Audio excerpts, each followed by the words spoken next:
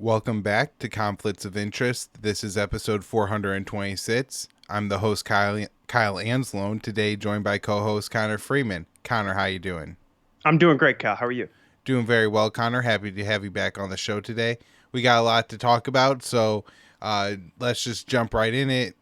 Just want to remind people very quickly, share the show if you can. It's hosted at the Libertarian Institute on the blog at antiwar.com. YouTube, Rumble, and Odyssey for video, and it's up everywhere you can listen to podcasts. With that, let's get into today's show. Connor, and first article is I think a very important one. Ukrainian intelligence says it's trying to kill Putin. I wrote this for the Libertarian Institute on May 24th. The Ukrainian intelligence service is making multiple attempts to kill Russian President Vladimir Putin. A high-ranking official admitted to actively plotting the Russian leader's assassination after a recent drone strike on the Kremlin. And this is a statement from the deputy head of Ukraine's main intelligence directorate, and Skibitsky is his name. Putin is noticing that we are getting closer and closer to him. And he said this in an interview with a German outlet. Skibitsky continued, Putin is number one on the kill list because he coordinates and decides what happens. The Ukrainian intelligence official claimed his agency had failed to kill Putin because he stays holed up. I think this is like an expression, stays underground, doesn't, expose himself to risk. Skibitsky claimed it suggested that another attempt could be made soon on the Russian leader as he is now beginning to stick his head out. Ukrainian officials have admitted to previously attempting to kill Putin last year. The head of the Chief Intelligence Directorate of the Ministry of Defense of Ukraine, in an interview with Ukrainian Pravda, claimed there was an attempt to assassinate Putin. It is an absolute unsuccessful attempt, but it really happened. It was about March 2022. 3 weeks ago, 2 unmanned aerial vehicles were downed over the Kremlin where Putin keeps an office. Although the Russian leader was not present at the complex at the time of the attack, the Kremlin spokesperson Dmitry Peskov said Moscow considers the drones to be an assassination attempt against Putin. Kiev has denied any involvement in that attack. However, the New York Times reported on Wednesday that American officials say the attack was orchestrated by the Ukrainian government.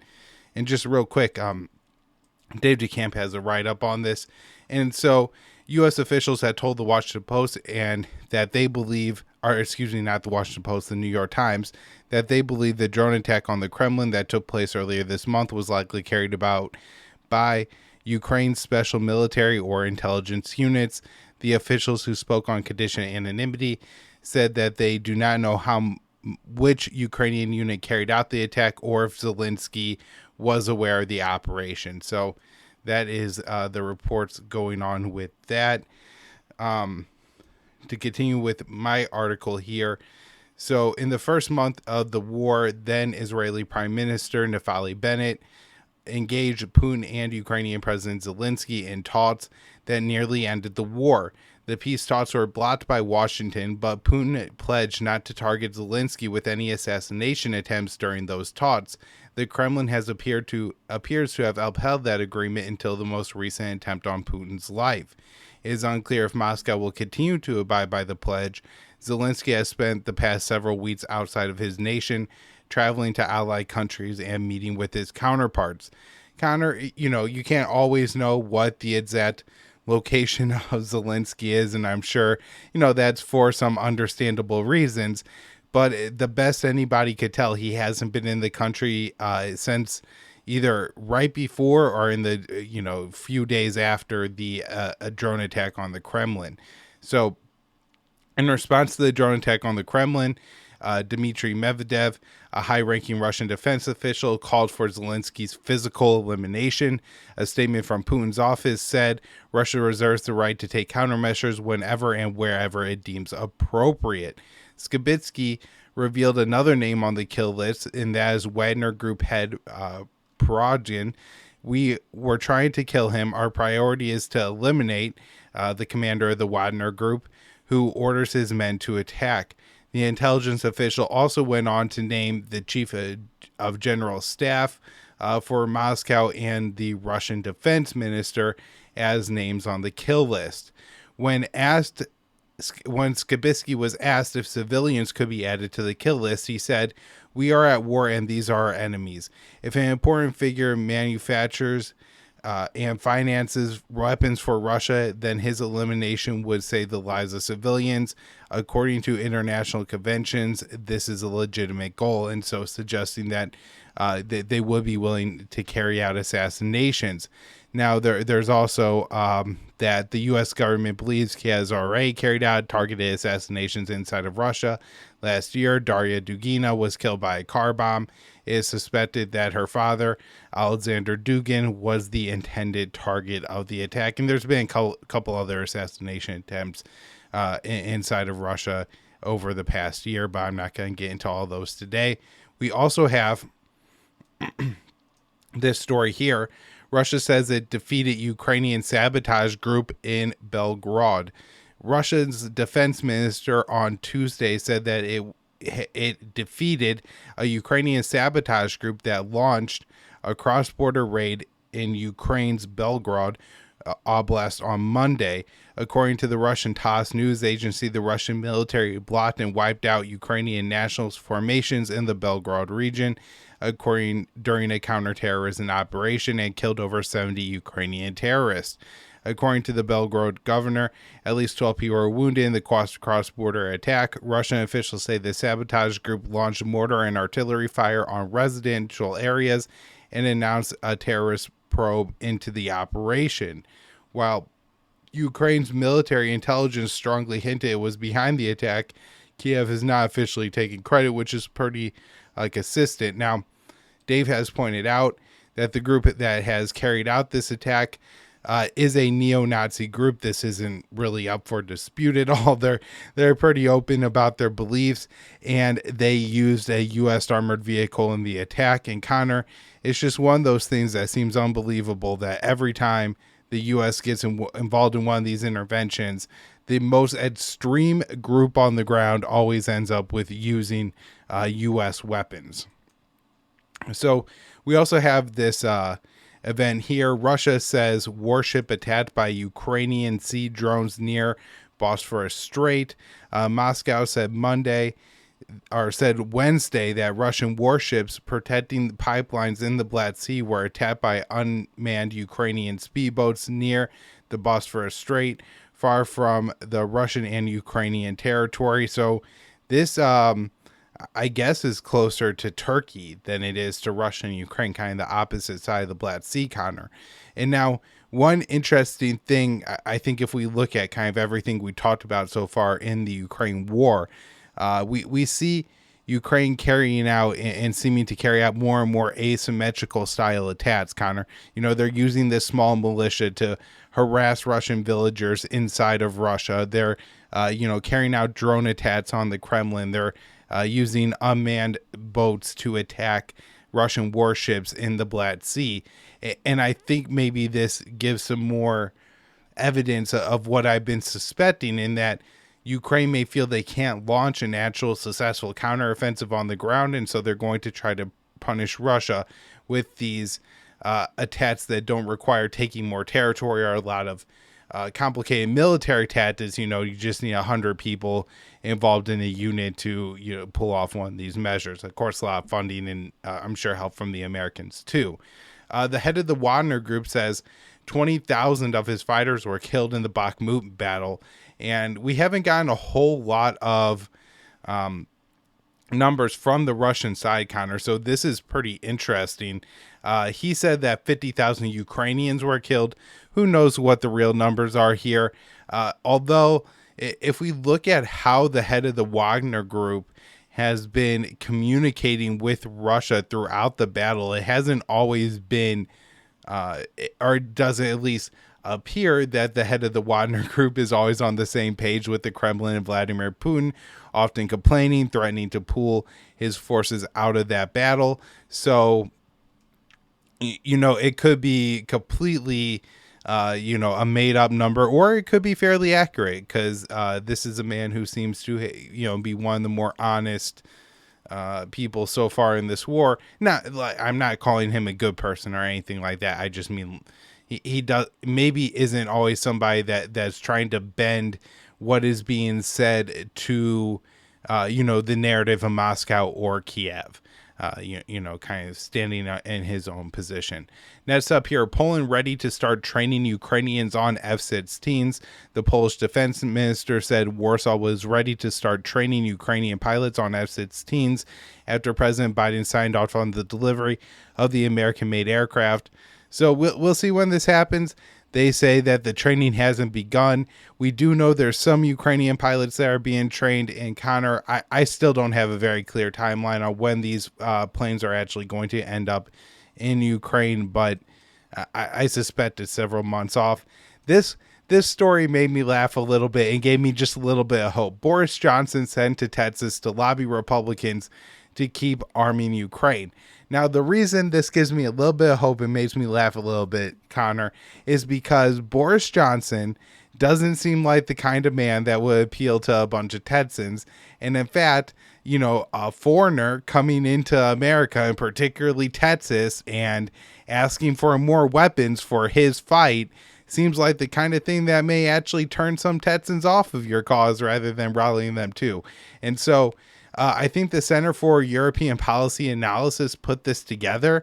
And look, if these think tanks are this incompetent that they're not bringing bring either Ukrainians or Americans to Texas. Those are the people who are going to appeal. But they didn't do that. So I don't know, Connor, maybe a good sign. At least the other side is incompetent. And that could always help us out. Hungary's Orban says Ukraine war can only end with deal between Russia and U.S. The Prime Minister of Hungary, Viktor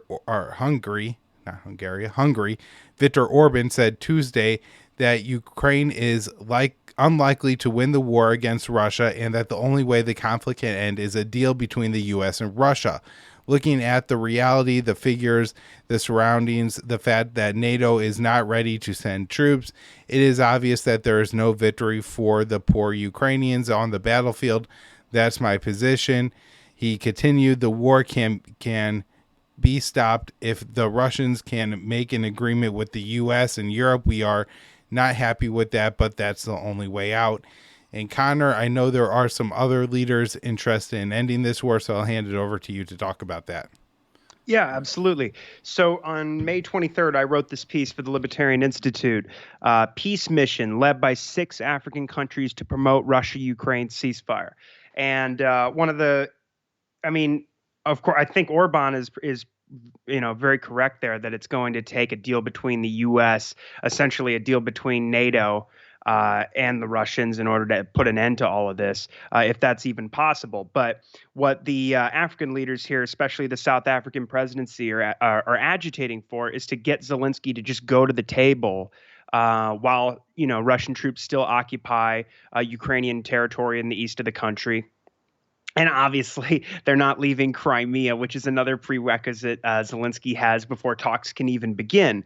So there's all these non-starters sort of designedly keeping the war going and keeping escalations bubbling. And basically, I think if you really look at it, it looks like Zelensky wants the war to get to the point where the U.S. and NATO directly intervene in a kinetic sort of a way. And that would be the worst of all possibilities. So, but anyway, here's the effort that we're seeing right now from these African leaders. So 6 African leaders are seeking to bring Kiev to the negotiating table for peace talks with Moscow, even as Russian troops remain in annexed Ukrainian Oblast, Pretoria said on Monday. The peace mission is expected to visit both countries' capitals early next month. Now, South African President Cyril Ramaphosa will insist that Zelensky agree to enter peace talks before Russian troops leave his country. This is a necessary step for negotiations to begin, which Kiev has so far ruled out. And Zelensky's government holds the position that Russian troops must leave all provinces Moscow has annexed since the war began. Ukraine's leadership has also set as a non-starter precondition that Moscow must vacate the Crimean Peninsula, which Russia annexed in 2014 following the U.S.-backed coup in Kiev. Now, conversely, in order for talks to succeed, the Kremlin demands that Kiev recognize Russia's sovereignty over these territories. in Kherson and Zaporizhia and Luhansk and Donetsk, and of course Crimea. And Crimea, of course, has hosted the Russian Navy's Black Sea Fleet for nearly 250 years. And since 2014, we've seen over and over again polling demonstrating overwhelming support among the Crimeans for rejoining the Russian Federation, which originally handed over the peninsula to Ukrainian control in the Soviet era. Now, first, the cessation of hostilities. This is the South African presidency spokesman speaking, Vincent Magwena. He's explaining first is the cessation of hostilities. The cessation of hostilities. Second is a framework for lasting peace. So there has to be a ceasefire before we can have a settlement. And so Ramaphosa announced his peace mission last week. The initiative is being led by President Macky Sall of Senegal and includes the leaders of the Republic of the Congo, Uganda, Egypt, and Zambia. Now, according to Reuters, Ukraine's ambassador to South Africa, Lyubov Bravitova, responded emphatically in a text message saying, "My president made it very clear there will be no talks between Ukraine and Russia unless Russians leave our territory within its internationally recognized borders." Bravitova added, however, that Kiev will receive all delegates and speak to them. So perhaps they'll get a similar reception that Li Hui did, the Chinese envoy for peace in Ukraine. Now, I hope I'm pronouncing Li's name right, but Russian Foreign Minister Sergei Lavrov has previously said Moscow welcomes the proposals from the African leaders and Brazil. Now, for Washington's part, a State Department spokesman responded to all this by saying it would welcome, quote, any successful effort to convince Vladimir Putin to end his war of territorial aggression. Now, Beijing is, of course, working to foster talks between the warring states. In February, China released its 12-point peace plan, which calls for negotiations and a ceasefire, respect for national sovereignty, the stabilization of supply chains, an end to unilateral sanctions, a response to humanitarian crises, as well as a reduction of strategic risks. Now, leading the effort is Li Hui, China's special representative for Eurasian affairs, who visited Kiev last week and was told by Kuebla, the foreign minister, Ukraine does not accept any proposals that would involve the loss of its territories or the freezing of the conflict. Now, after China made its peace plan public, we remember the White House dismissed it out of hand and explicitly opposed any potential ceasefire or freezing of the conflict. But since then, recently, reports have emerged in Politico, particularly, indicating that the U.S. is in fact interested in a possible truce similar to the situation on the Korean Peninsula. However, whether there is a pause in fighting or not, the administration plans to continue enhancing Ukraine's interoperability within the NATO alliance, arming Kiev and building up the country as a bulwark of the Washington-led bloc right on Russia's doorstep. So U.S. officials are well aware, as we've covered many times before, that Moscow views potential Ukrainian membership in the North Atlantic Alliance as the brightest of all red lines. Now, shortly after Putin's February 2022 invasion commenced, there were nearly successful efforts made by Ankara and Tel Aviv to broker an agreement between the two sides. The talks in March 2022, hosted by Turkey, would have seen Russia pull back to the lines that it held before the invasion was launched, while Kiev would have been expected to maintain a neutral status and renounce its aspirations for NATO membership. And such critical opportunities notoriously were squandered by the United States and its allies, namely former British Prime Minister Boris Johnson, who applied significant pressure on Zelensky to refuse any concessions and keep fighting the war. And then later in April, Pentagon Chief Lloyd Austin stated clearly that the goal of the Washington-led proxy war is weakening Russia. Okay.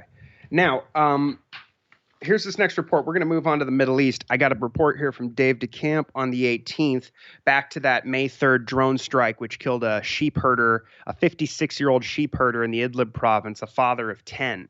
It's an innocent civilian killed in a U.S. Drone strike. And so there's a couple of important stories here about that, because it's now been walked back, and it looks like it was a lie to begin with, that there was any Al-Qaeda leader, that they were just trying to cover up for murdering a civilian. So this is Pentagon admits it doesn't know who it killed in Syria drone strike. This was on the 18th. So Dave writes, U.S. military officials are walking back claims that a drone strike that Central Command launched on May 3rd in northwest Syria killed a senior Al-Qaeda leader after evidence emerged that a civilian was in fact killed. Now, when the strike was first launched in Idlib province, reports immediately emerged that the strike had killed a sheep herder with no ties to any militant groups. And the AP spoke with family members and neighbors of the victim.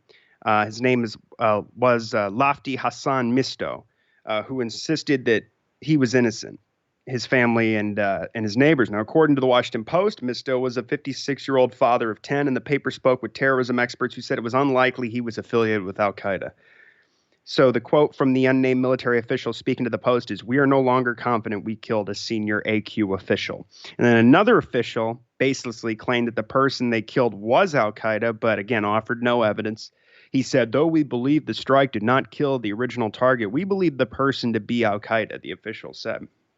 Now, CENTCOM's initial press release on the strike did not say the name of the person that they had killed, and since then, they've refused to share any details of the operation or say why they could have targeted the wrong person. And we know the U.S. military is notorious for undercounting civilian casualties or lying about them. As Dave points out, the Pentagon is also known for investigating itself and finding no wrongdoing, even in instances of significant civilian deaths, such as the August 2021 Kabul drone strike massacre, which killed 10 civilians, including 7 children.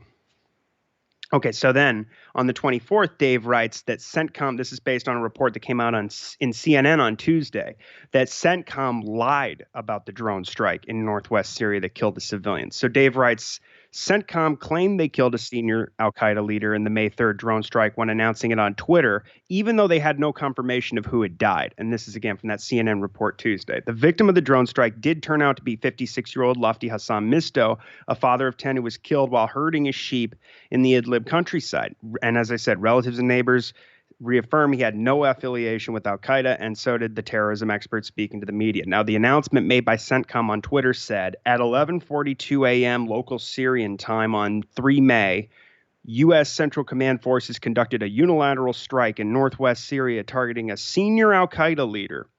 We will provide more information as operational details become available. So unnamed Pentagon officials told CNN the announcement was ordered by General Eric Kurilla. He's the head of CENTCOM. Now, one official said Kurilla's subordinates urged him to hold off on the tweet until they knew who they had killed, although 2 other officials denied that that happened. The command still claims that it doesn't know if it targeted civilian. And in fact, Jake Sullivan said the same thing over the weekend to Jake Tapper on CNN. It was despicable. And he said that, Lloyd Austin and our Pentagon, our Defense Secretary and President Biden have put in place a system to investigate instances like this and to really get down to it. And so we're seeking accountability and trying to find out if there's any culpability here. And it's like, well, Lloyd Austin and Joe Biden just killed the civilians, so they're investigating themselves, I guess. And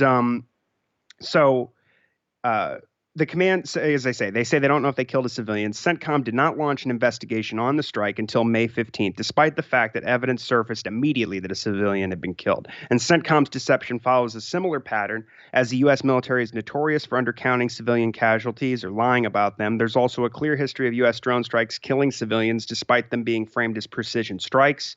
As Dave points out here, in 2015, documents leaked by whistleblower Daniel Hale revealed that during a 5-month period between 2012 and 2013, Obama's drone program was killing 90% civilians. And Hale is currently serving a 45-month sentence for revealing that information. Okay, now we're going to move on to some Iran news. So, U.S., British, French naval commanders transited the Hormuz Strait in a message to Iran on an American guided missile destroyer. Oh, let's see. I skipped over a story here. 1 second.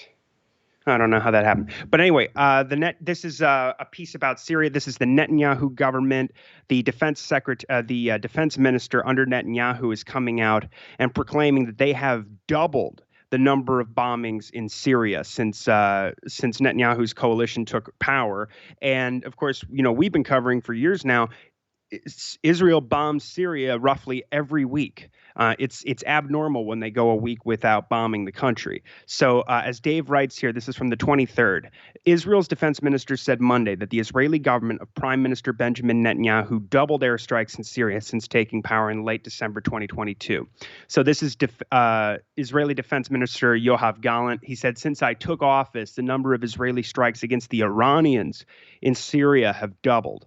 Now, while Israel frames its airstrikes in Syria as operations against Iran, and they occasionally kill Iranians, including IRGC members, which is a huge escalation, usually leads to responses from usually, I mean, it's suspected, but from the Shiite militias, and of course, putting U.S. troops who should not be there. They're there illegally, occupying a third of the country, but it does put them in danger.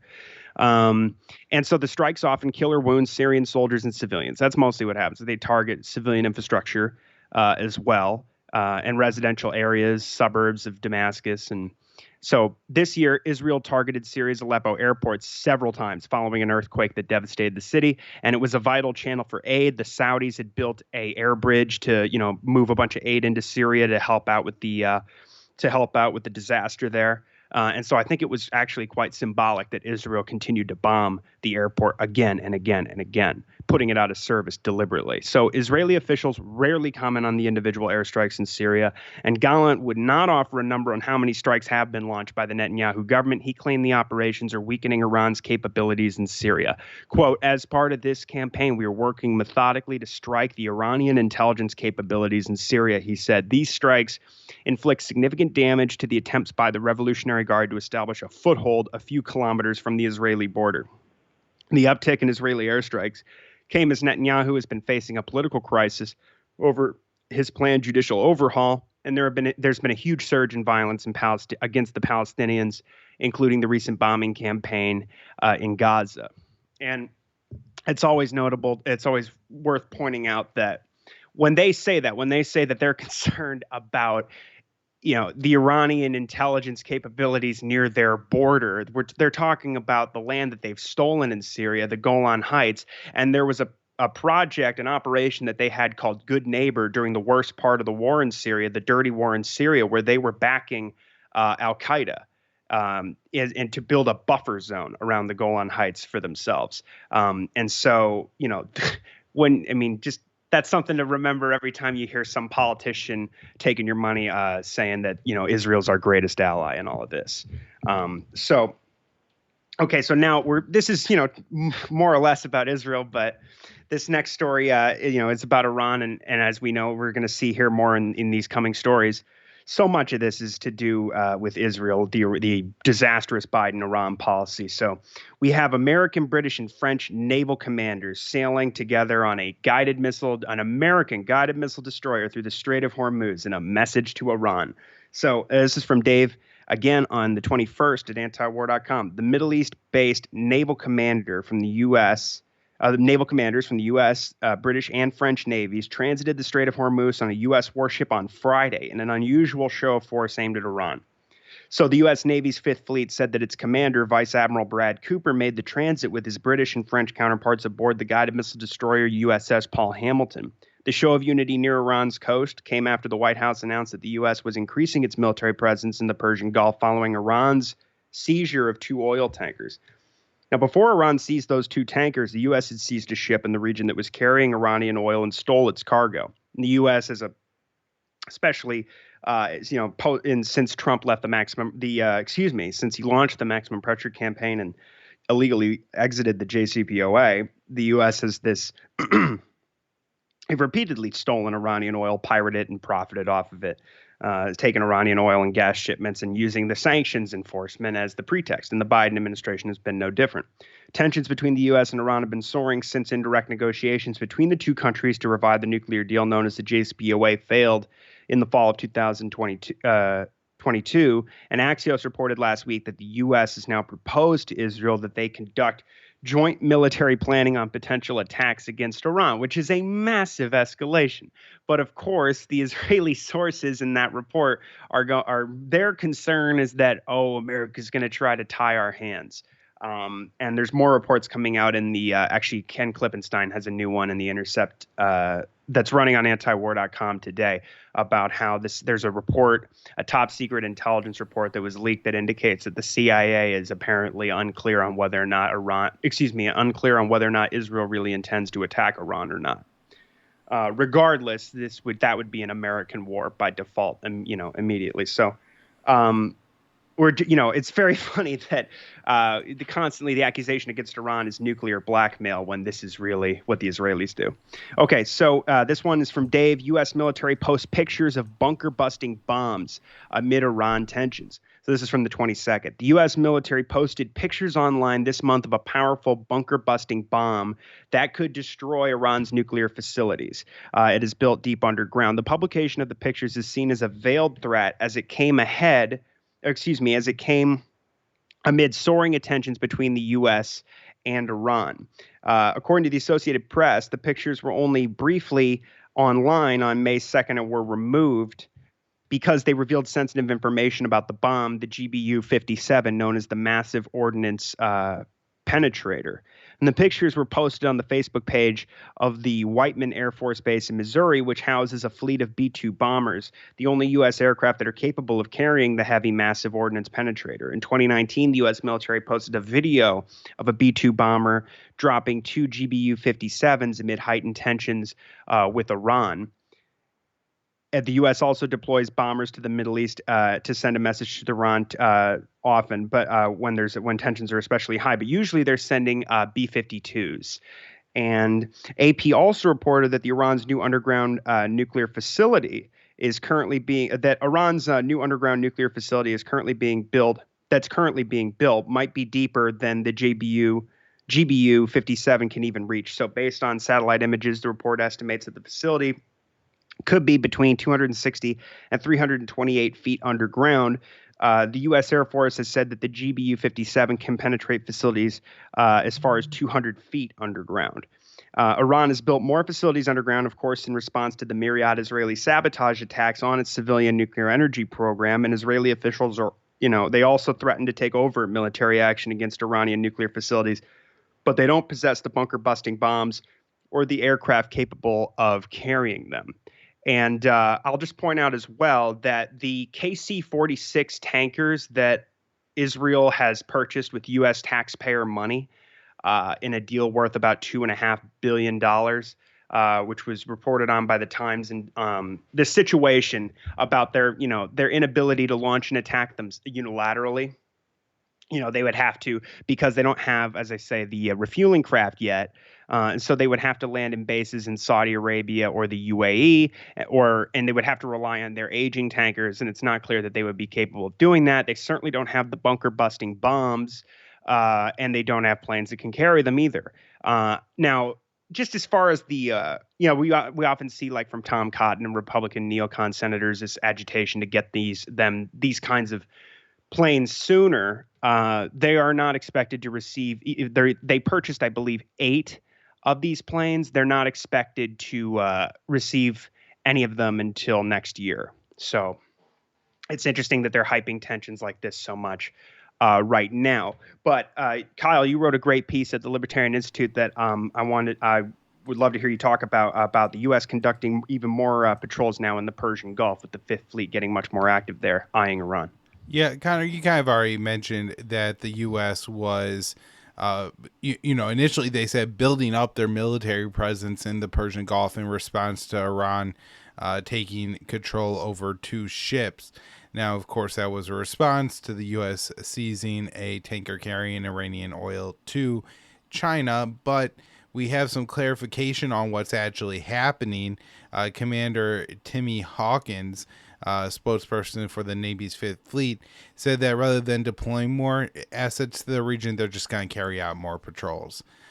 So not a whole lot of big news there, but important to note that we're not deploying more assets. We're just going to use what we have more often. And, in the late Obama era, they were doing that in the South China Sea, and that, of course, led to a lot of mishaps. So, we could see increased incidents like that, American ships running into, say, civilian tankers. But anyways, Connor, I'll hand it back over to you. Okay, yeah, and it's interesting too, just to see that they're saying that they're going to increase operations, but with the personnel and the assets that they already have in the region. I'm sure Kurilla, much like Frank McKenzie, is eager to spark increased tensions with Iran, and sort of working hand in hand with the Israelis to do that, walking a fine line to not go too far, I suppose, but to try and get more money and resources for CENTCOM as opposed to INDOPACOM and Eurocom, especially with all the tensions around China and Russia right now, and especially with the war in Ukraine. But yeah, so we have even more here coming from the Israelis threatening to start the war with Iran. This one's from Dave on the 23rd. Israeli military chief says we have the ability to hit Iran.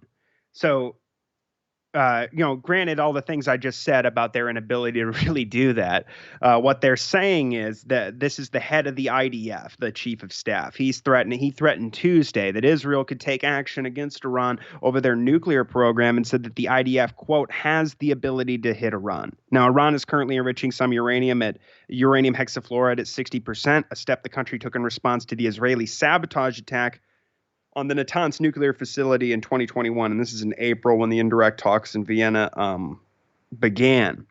And it caused this is their main center for building centrifuges, and this caused a massive it caused a huge explosion, power outages. It was a huge deal. I mean, these constant attacks on Iran's civilian nuclear program can cause all kinds of environmental disasters, and yet no one really talks about that, especially from the environmentalists in the Democratic Party.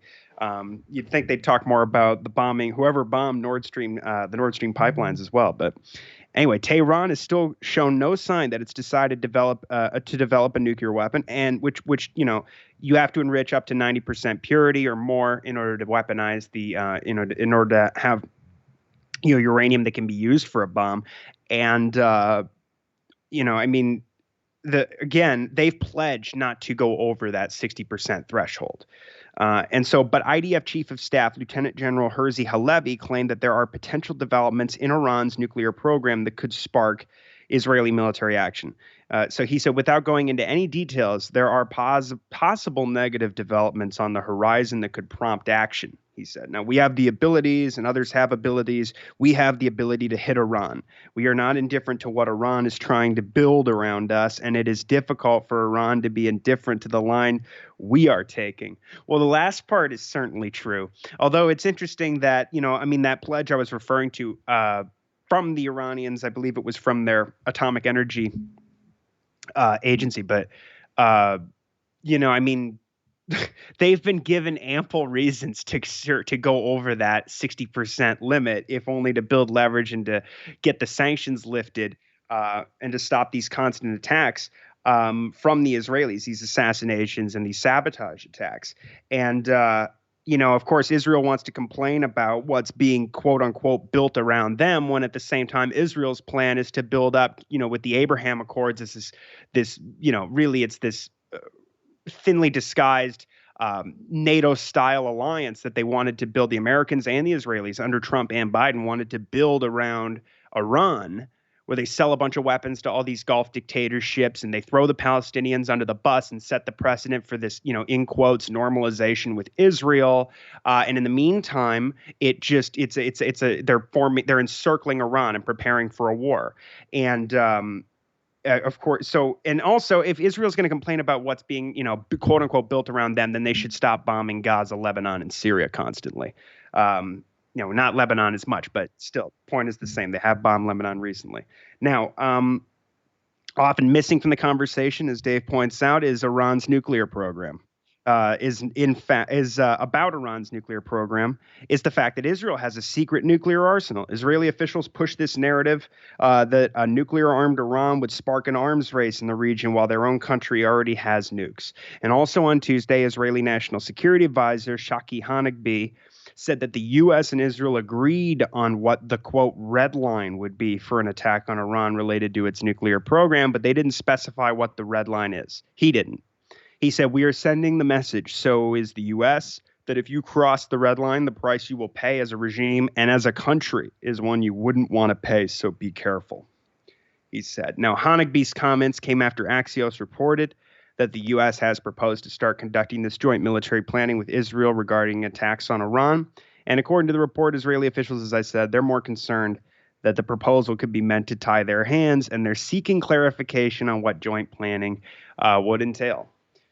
Okay, so now this next piece I have is back to the Abraham's Accords. I wrote this for the Libertarian Institute last night. Washington pushes Netanyahu to shelve judicial overhaul in a push for Saudi-Israeli normalization. So much of this piece is based on these reports about there's an unsourced news report from Israeli news. They have it's Channel 12. It's one of their news channels, and I suspect this is coming purely from government sources, and it's likely, there may be some truth in what it's saying, but I think it's largely propaganda. And you have Israeli officials like, Eli Cohen and the foreign minister and Honigby saying things like, "Oh, the normalization will be here in 6 months, if not that, a year." And that just seems so unlikely. But so I broke it down here. So as the Joe Biden administration continues its hurried push to foster an unlikely normalization deal between Riyadh and Tel Aviv, the White House is suggesting Israel make some concessions to the Saudis in the hopes of achieving an agreement, Times of Israel reported on Tuesday. And of course, we talked about this last week. There was a report recently that Dave covered about how the Biden administration wants to achieve this before the end of the year. Maybe they think it'll help their chances in the election next year if they can get some sort of like Trump, if they can get some sort of a phony diplomatic, coup under their belt, that is good for, really puts them in the favor, puts them on the Israel lobby's good side, and it gets the evangelicals and whoever else, all the Zionists and the Democratic Party all excited again. I don't know, but it remains unclear if the Israelis will be willing to take these recommended steps that Washington has apparently put forward, particularly with respect to the security situation in Palestine, and they want them to hold talks. Likewise, it is unlikely that Saudi Arabia is interested in joining the Abraham's Accords, which is a thinly veiled American-led coalition against Iran. And Riyadh recently restored full diplomatic relations with Tehran in an unprecedented diplomatic feat brokered by Beijing. So, according to this unsourced Channel 12 news report cited by the Times of Israel, the Biden administration and the Saudis want Tel Aviv to hold talks with the Palestinians. And Washington is also said to be urging Prime Minister Benjamin Netanyahu to shelve his controversial judicial overhaul, which has caused political chaos and a social uproar in Israel. The report claims that a recent Israeli request for a meeting between Netanyahu and Saudi Crown Prince Mohammed bin Salman, MBS, was rejected by the Saudi side during a secret phone conversation allegedly held between the two leaders. So a foreign diplomatic source cited in the report claimed that Netanyahu and MBS have spoken twice in calls made possible by Bahraini Foreign Minister Abdul Latif bin Rashid Al Zayani.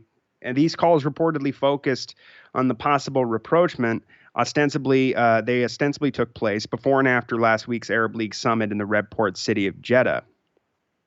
Now, many of the demands the Saudis supposedly enumerated for Netanyahu's coalition, which of course includes these extremist settlers, are sure to be non-starters. For instance, the channel's report claims that MBS is pressuring Israel to hand over security powers to the Palestinian Authority in the occupied West Bank and East Jerusalem, enhancing Palestinian security systems at the expense of Israel's apartheid army.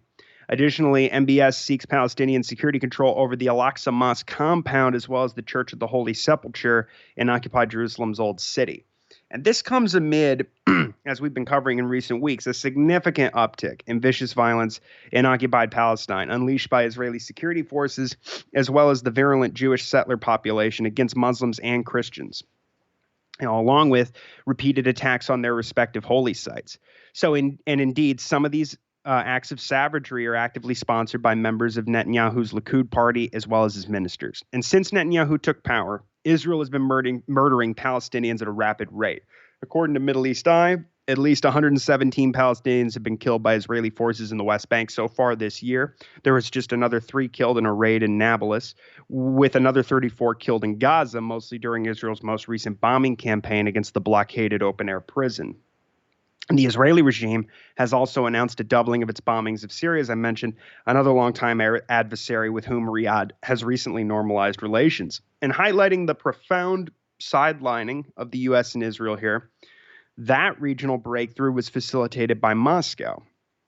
And of course, both of these breakthroughs, the normalization with Tehran and Damascus, we know that from that piece in the Wall Street Journal that William Burns went to Riyadh and told the Saudis that Washington feels really blindsided by all of this. And so, just again, highlighting how the agenda the American unipolar agenda in the Middle East is no longer popular. And it looks like the region is moving on. And on Friday, we had MBS tell the Arab League that the Palestinian issue was and remains the central issue for Arab countries and is at the top of the kingdom's priorities. In any case, the deal may simply be out of reach because the kingdom has refused to normalize with the Israelis unless there is a two-state solution in Palestine, and that was reaffirmed earlier this year. Now, therefore, the Saudis may be trying to squeeze some concessions out of the White House, regardless of whether there's a deal with Israel or not.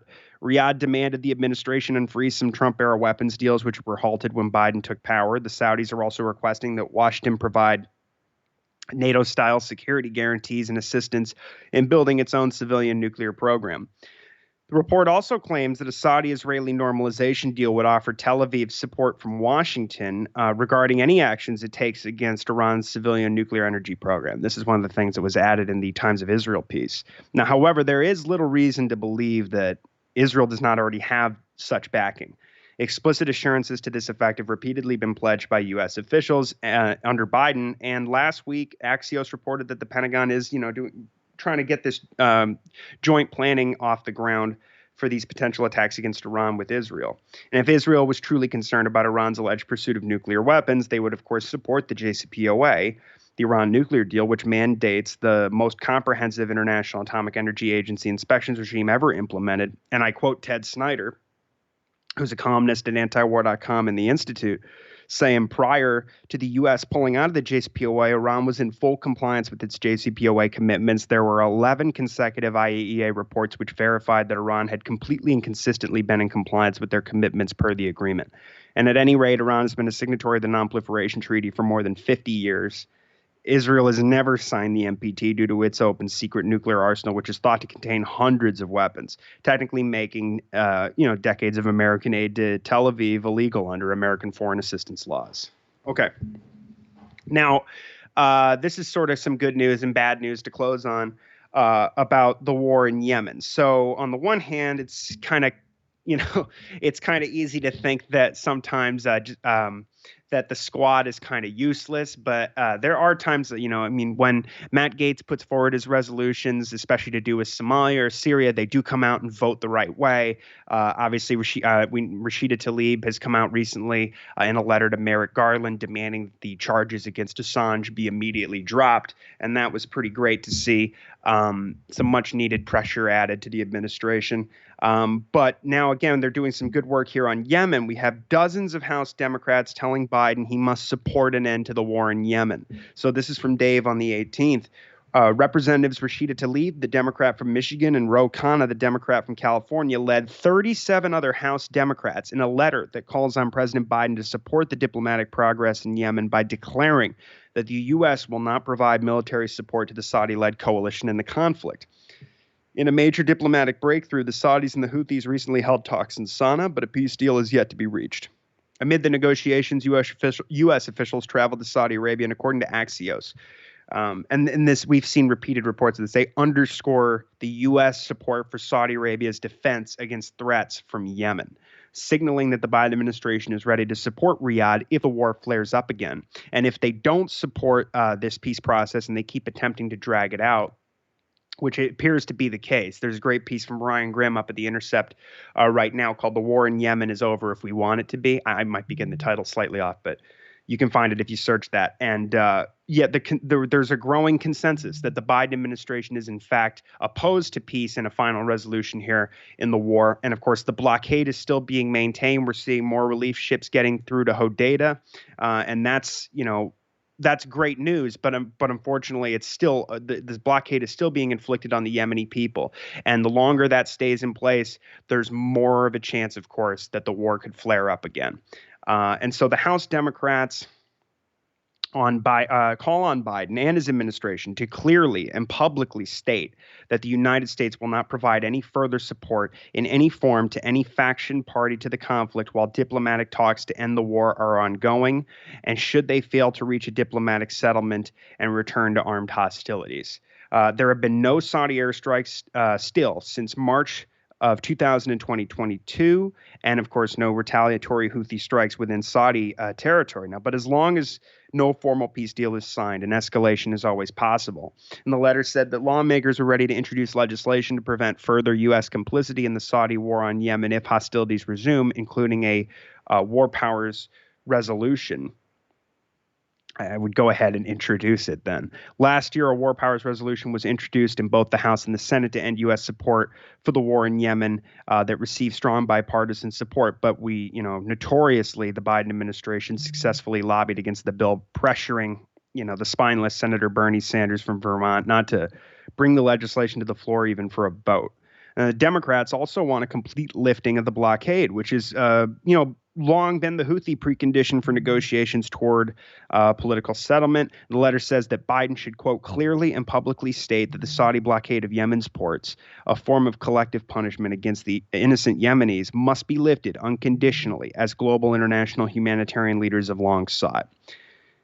And since the Saudi-led coalition intervened in Yemen in 2015 with full U.S. support, the best estimate from the UN is that at least 377,000 people have been killed in the war, and more than half of those have died due to starvation and disease caused directly by the blockade and the coalition's brutal bombing of civilian infrastructure, including medical facilities, farms, bridges, you name it. It's just been an absolute genocide against the civilian population, bombing waterworks and sewage systems and deliberately causing all kinds of diseases, the horrible cholera outbreak as well. So, this is good news, but as I said, I think that they should go ahead and introduce that war powers resolution. And they certainly should have learned their lesson that they have to get somebody better in there to lead it and to bring it to the floor than someone like Bernie Sanders. But we'll pick up more on this next week, because I think there's a lot of interesting developments happening right now with this effort to block further U.S. support for the Saudi coalition and hopefully end the war once for all, lift the blockade. All right, Connor, thank you for the update. We'll be back with more shows next week. Thanks, Kyle. Thanks, everybody.